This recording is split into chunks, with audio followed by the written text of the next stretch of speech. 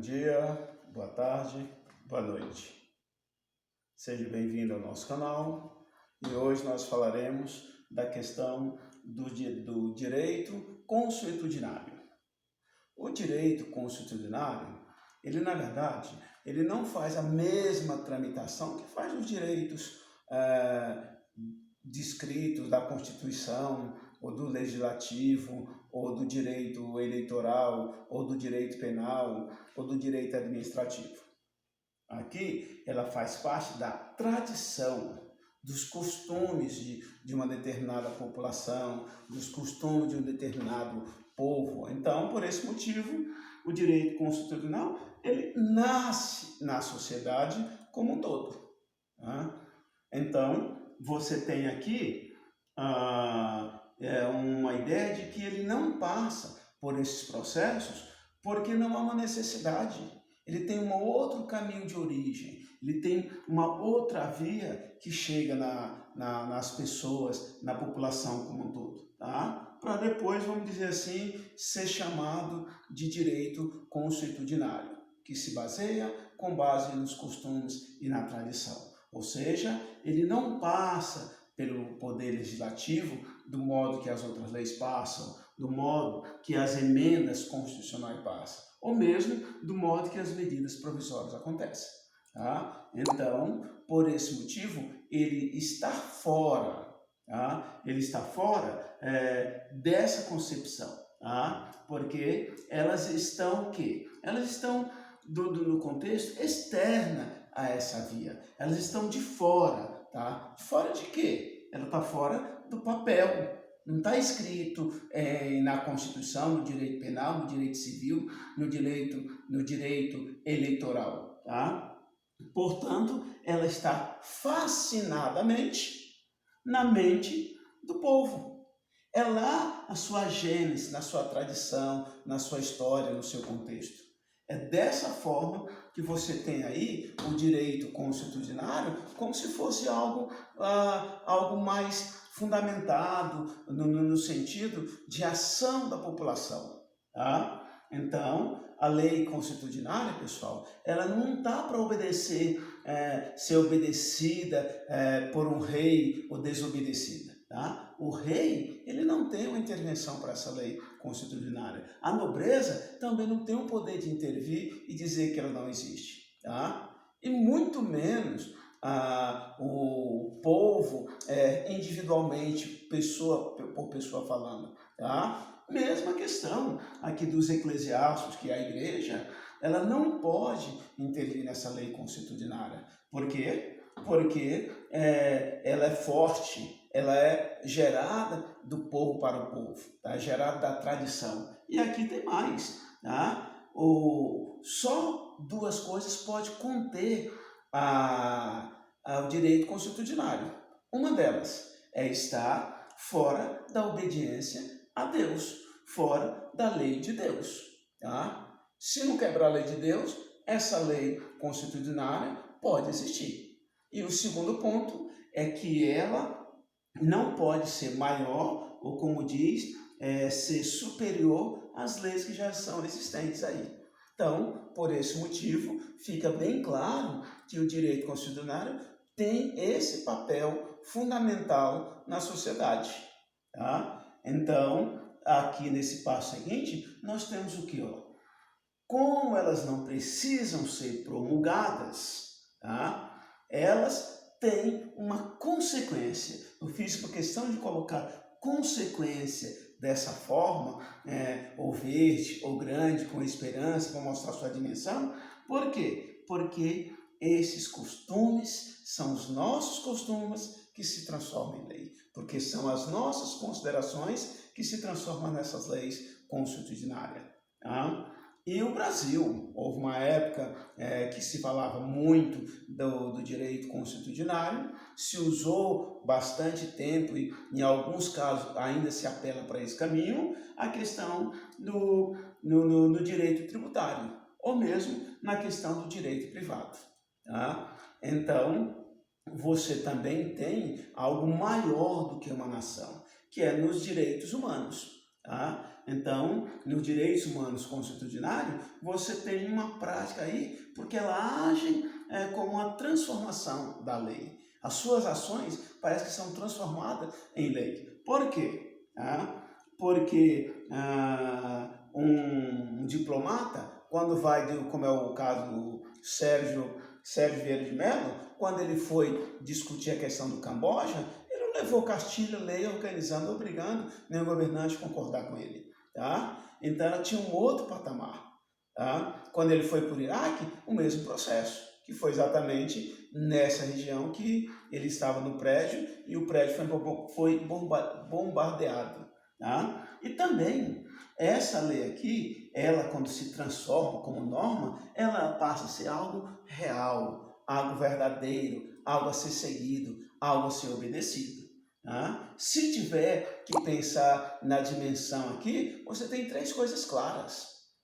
Uma delas, que nos direitos humanos, na questão do direito internacional humano, você tem a questão para decidir desde as guerras civis às guerras externas, com outro país, com outro território, com outro governo. Mas os caminhos dessa discussão, a busca de uma solução desse conflito, dessa guerra, o direito constitucional não ratificam, não confirmam, não corroboram para a questão dos tratados.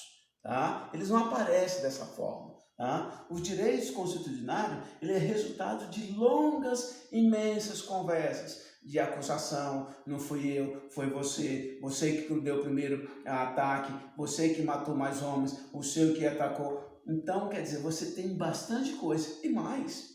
Essas acusações invasivas não geram nada mais do que a ideia de uma guerra maior. E também o direito constitucional ele vai te permitir usar retórica. Usar sua retórica, acha que bem falar, usar sua eloquência, quer dizer, a sua argumentação é o que vai valer. Todos os seus argumentos terão que ser o suficiente para resolver esse caminho. E com isso, nós temos essas leis constituídas pela questão das pessoas, dos governos, e elas exatamente vão passar a ser transformadas em norma. Não é um direito normativo aqui no sentido técnico da palavra, mas aqui ainda continua sendo o da tradição, das ações, um direito consuetudinário. E mais, esses direitos humanos, direitos internacionais humanos, ele tem uma questão que não se estudava, não se fazia nenhuma tese sobre o direito consuetudinário. Hoje já está mais verdadeiro, está muito mais analítico. Por quê? Porque desde 1996, foi-se estudado com mais afinco a questão do direito constitucional. Como é que a pessoa chegou a tal solução? Que argumento ele usou? Ou quais os princípios que nós podemos ir para uma negociação? Então aqui, olha um ponto básico. Você vai observar o direito em qualquer questão dos conflitos. Você vai observar o direito do constitucional, em que condições ficaram as vítimas naquela guerra, naquele conflito, o tipo de ataque que sofreram, com relação ao modelo de morte que tiveram. E aí, depois de pegar tudo isso, ainda se resultou num filtro de 161 maneiras, modo de resolver determinadas questões internacionais, territoriais ou regionais. Então foi bastante coisa ainda. Então o direito consuetudinário ele tem uma coisa fascinante. Ele passa a ter, de certa forma, algo sólido. É algo sólido, algo concreto, algo real. Por isso ele pode ter esse valor jurídico. E como nós podemos avaliar, como nós podemos ver, existem alguns requisitos que eu acho que é fundamental entender. O direito constitucional está dentro de alguns contextos. Um deles, ele é objetivo. Objetivo em que sentido? Só vai funcionar, só vai existir se ele passar pelo crivo do tempo. Não adianta uma pessoa vir com uma lei, um direito constitucional hoje, aqui não vai virar tradição. Só vai virar tradição daqui a anos, a décadas, quando mudar de geração em geração, quando mudar de sociedade evoluída, quando passar de vários pontos de vista que possa ser verdadeiro, que possa contaminar e ficar nesse crivo do tempo. Um outro segundo objetivo é a questão da subjetividade. Tá? Essa subjetividade, ela está na cabeça da humanidade, daquela sociedade. Ela é a consciência coletiva de cada povo. E aí, pessoal, quando está na consciência coletiva, quer dizer, já está tão arraigado, é tão comum, que todo mundo vai saber os motivos reais, quais são os motivos da sentença, aceita-se uma avaliação, aceita-se a acusação dessa forma. Tá? E, claro, quando chegou na Revolução Francesa, aconteceu algo diferente dos caminhos que nós estávamos seguindo, que foi exatamente quando a Revolução Francesa, por meio de Napoleão, ele vai dizer o quê? Ele vai dizer, olha, as leis têm que ser geridas por um legislador. Que direito constitucional que nada? Isso não existe aqui. Então, o Napoleão criou, ou impôs o Código Napoleônico e parou com essa postura de buscar algum direito constitucional. Ou está na lei escrita, ou não está na lei escrita.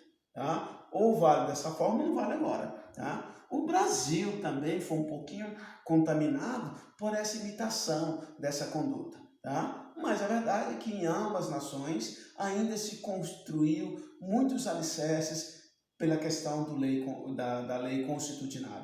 Tá?